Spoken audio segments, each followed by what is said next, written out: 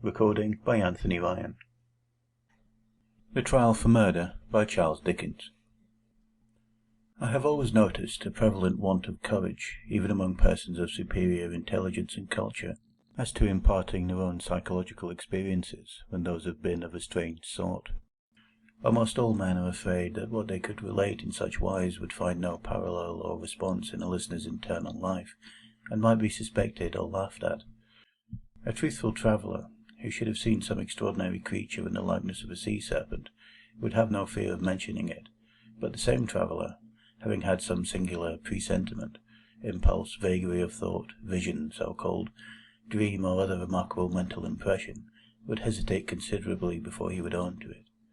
To this reticence I attribute much of the obscurity in which such subjects are involved. We do not habitually communicate our experiences of these subjective things as we do our experiences of objective creation. The consequence is that the general shock of experience in this regard appears exceptional, and really is so, in respect of being miserably imperfect. In what I am going to relate, I have no intention of setting up, opposing, or supporting any theory whatever. I know the history of the bookseller of Berlin. I have studied the case of the wife of the late Astronomer Royal, as related by Sir David Brewster, and I have followed the minutest details of a much more remarkable case of spectral illusion occurring within my private circle of friends. It may be necessary to state as to this last, that the sufferer, a lady, was in no degree, however distant, related to me. A mistaken assumption on that head might suggest an explanation of a part of my own case, but only a part, which would be wholly without foundation. It cannot be referred to my inheritance of any developed peculiarity, nor had I ever before any at all similar experience, nor have I ever had any at all similar experience since. It does not signify how many years ago, or how few, a certain murder was committed in England, which attracted great attention. We hear more than enough of murderers as they rise in succession to their atrocious eminence, and I would bury the memory of this particular brute, if I could, as his body was buried, in Newgate Jail. I purposely abstained from giving any direct clue to the criminal's individuality. When the murder was first discovered, no suspicion fell, or I ought rather to say, for I cannot be too precise in my facts, it was nowhere publicly hinted that any suspicion fell on the man who was afterwards brought to trial. As no reference was at that time made to him in the newspapers, it is obviously impossible that any description of him can at that time have been given in the newspapers. It is essential that this fact be remembered. Unfolding at breakfast my morning paper, containing the account of the first discovery, I found it to be deeply interesting, and I read it with close attention. I read it twice, if not 3 times. The discovery had been made in a bedroom, and, when I laid down the paper, I was aware of a flash, rush, flow. I do not know what to call it. No word I can find is satisfactorily descriptive, in which I seemed to see that bedroom passing through my room, like a picture impossibly painted on a running river. Though almost instantaneous in its passing, it was perfectly clear, so clear that I distinctly, with a sense of relief, observed the absence of the dead body from the bed. It was in no romantic place that I had this curious sensation, but in chambers in Piccadilly, very near to the corner of St. James's Street. I was in my easy-chair at the moment, and the sensation was accompanied with a peculiar shiver which started the chair from its position. But it is to be noted that the chair ran easily on casters. I went to one of the windows. There are 2 in the room, and the room is on the 2nd floor, to refresh my eyes with the moving objects down in Piccadilly. It was a bright autumn morning, and the street was sparkling and cheerful. The wind was high. As I looked out, it brought down from the park a quantity of fallen leaves, which a gust took, and whirled into a spiral pillar. As the pillar fell and the leaves dispersed, I saw 2 men on the opposite side of the way, going from west to east. They were one behind the other. The foremost man often looked back over his shoulder. The second man followed him, at a distance of some 30 paces, with his right hand menacingly raised.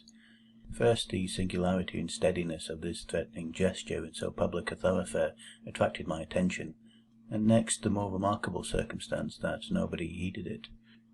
Both men threaded their way among the other passengers with a smoothness hardly consistent with even the action of walking on a pavement, and no single creature, that I could see, gave them place, touched them, or looked after them. In passing before my windows, they both stared up at me. I saw their 2 faces very distinctly, and I knew that I could recognize them anywhere. Not that I had consciously noticed anything very remarkable in either face, except that the man who went first had an unusually lowering appearance, and that the face of the man who followed him was of the colour of impure wax. I am a bachelor, and my valet and his wife constitute my whole establishment.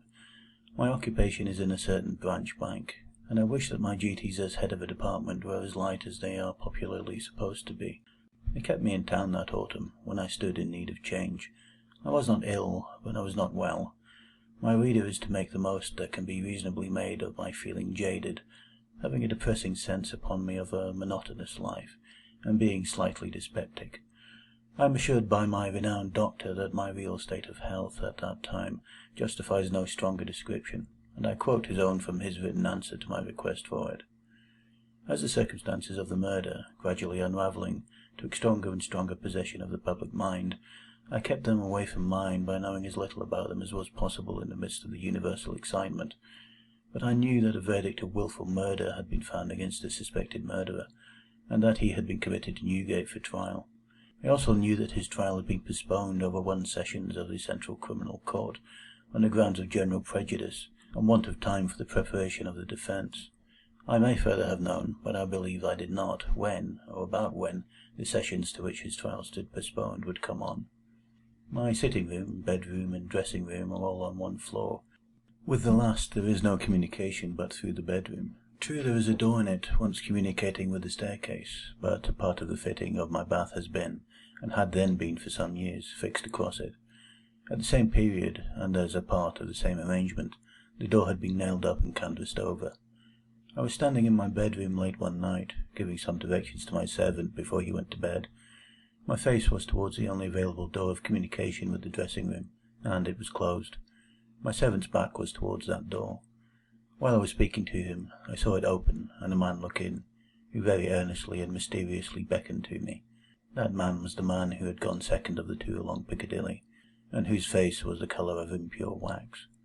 The figure, having beckoned, drew back, and closed the door. With no longer pause than was made by my crossing the bedroom, I opened the dressing-room door and looked in. I had a lighted candle already in my hand. I felt no inward expectation of seeing the figure in the dressing-room, and I did not see it there. Conscious that my servant stood amazed, I turned round to him and said, "Derrick, could you believe that in my cool senses I fancied I saw a—" As I there laid my hand upon his breast, with a sudden start he trembled violently, and said, "Oh Lord, yes, sir, a dead man beckoning." Now I do not believe that this John Derrick, my trusty and attached servant for more than 20 years, had any impression whatever of having seen any such figure until I touched him. The change in him was so startling, when I touched him, that I fully believe he derived his impression in some occult manner from me at that instant. I bade John Derrick bring some brandy, and I gave him a dram, and was glad to take one myself.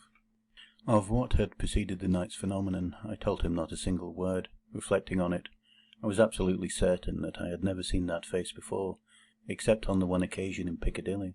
Comparing its expression when beckoning at the door with its expression when it had stared up at me as I stood at my window, I came to the conclusion that on the first occasion it had sought to fasten itself upon my memory, and that on the second occasion it had made sure of being immediately remembered.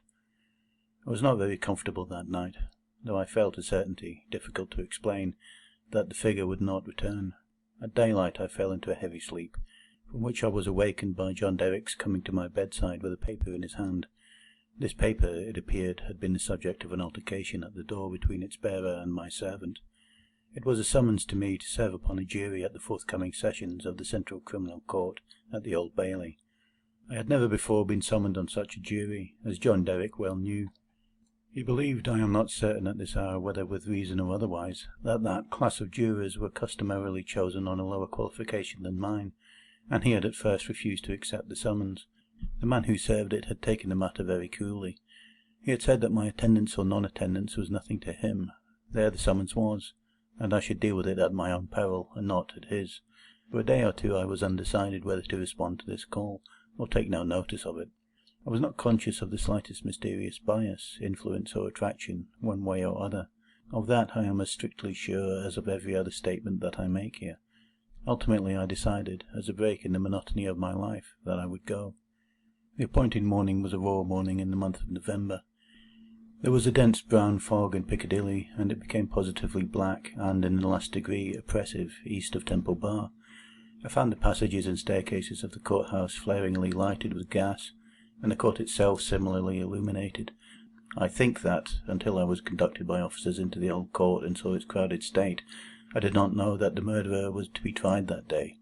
I think that, until I was so helped into the court with considerable difficulty, I did not know into which of the two courts sitting my summons would take me.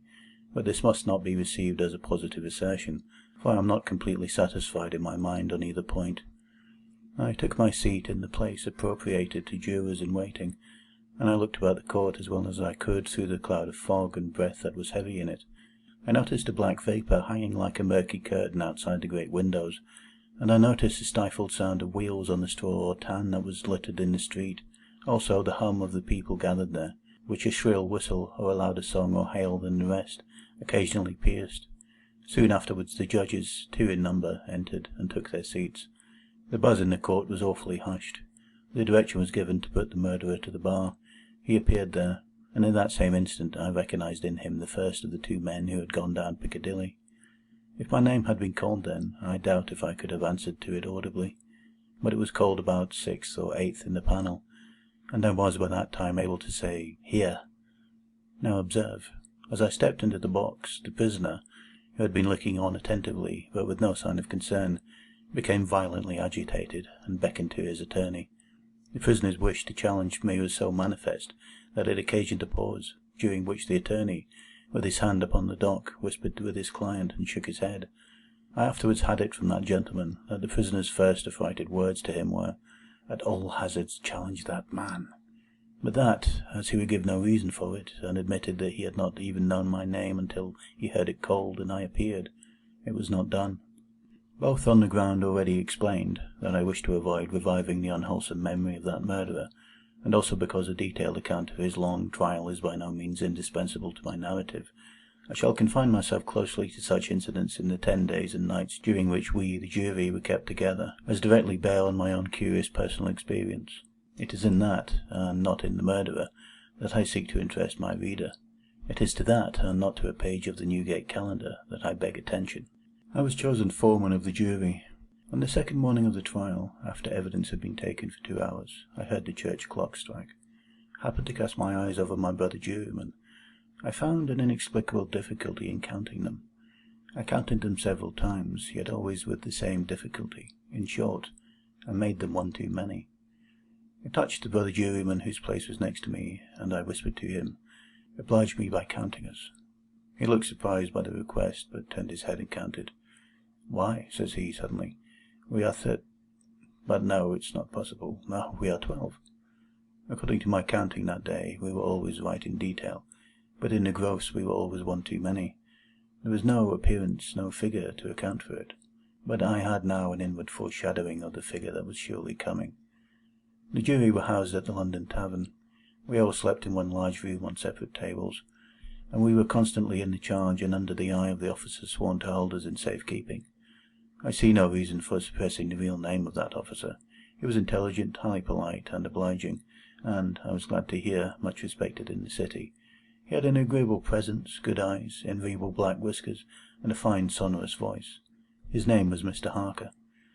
When we turned into our 12 beds at night, Mr. Harker's bed was drawn across the door.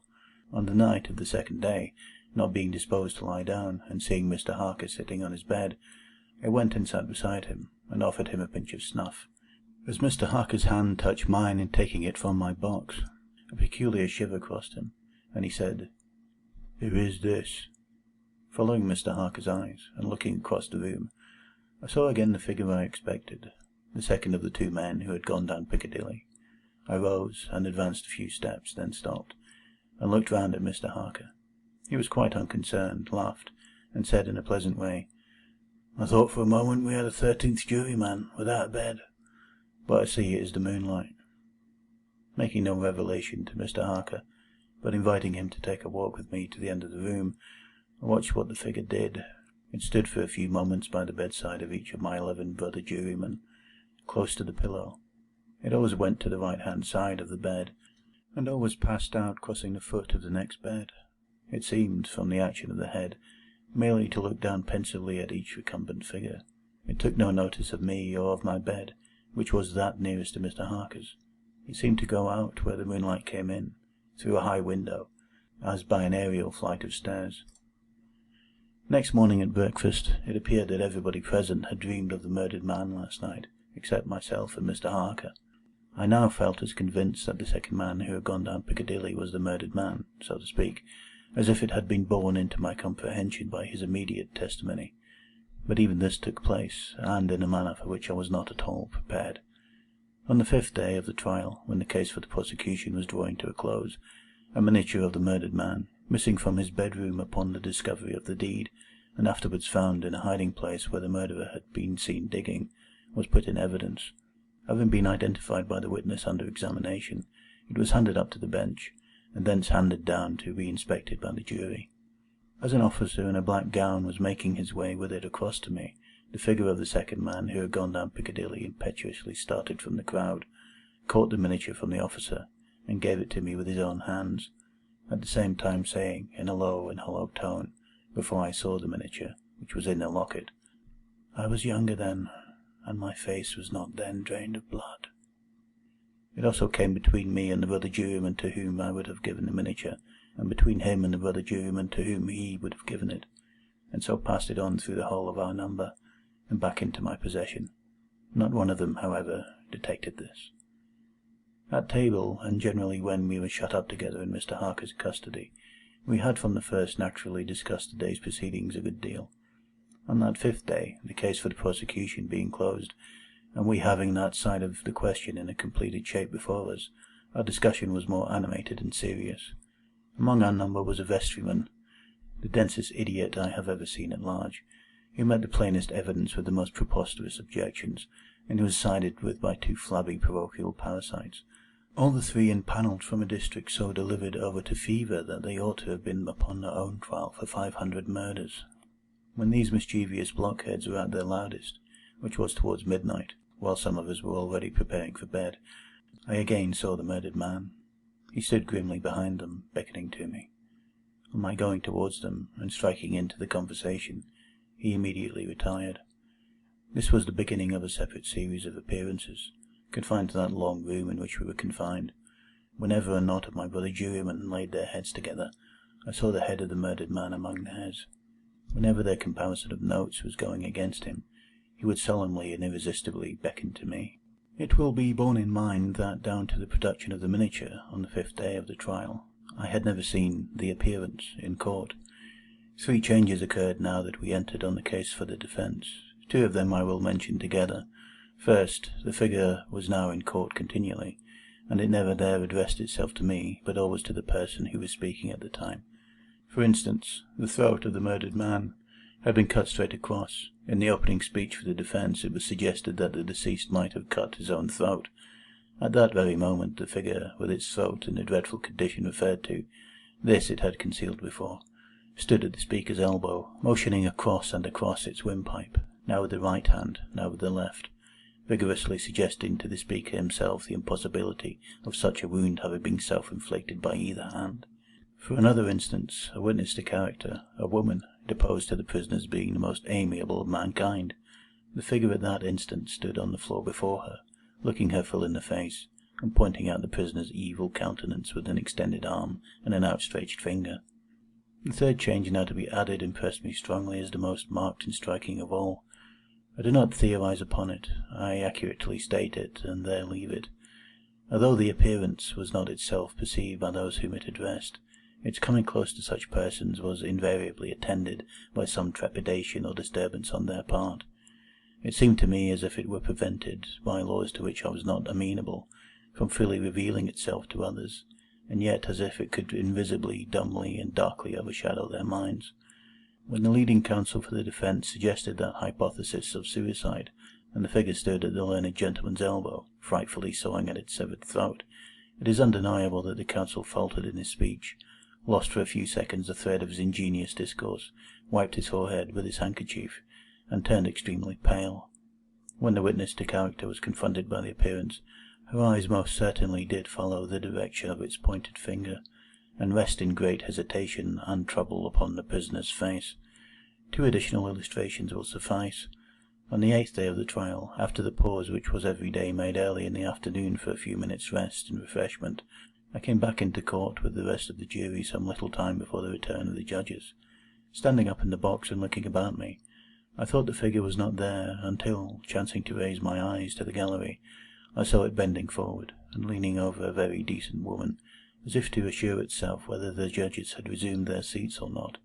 Immediately afterwards that woman screamed, fainted, and was carried out. So with the venerable, sagacious, and patient judge who conducted the trial.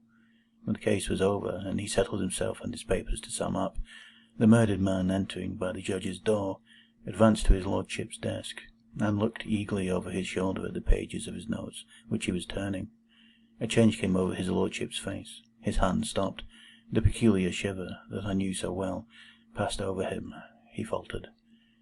"Excuse me, gentlemen, for a few moments. I am somewhat oppressed by the vitiated air," and did not recover until he had drunk a glass of water. Through all the monotony of 6 of those interminable 10 days, the same judges and others on the bench, the same murderer in the dock, the same lawyers at the table, the same tones of question and answer rising to the roof of the court, the same scratching of the judge's pen, the same ushers going in and out, the same lights kindled at the same hour when there had been any natural light of day, the same foggy curtain outside the great windows when it was foggy, the same rain pattering and dripping when it was rainy, the same footmarks of turnkeys and prisoner day after day on the same sawdust, the same keys locking and unlocking the same heavy doors.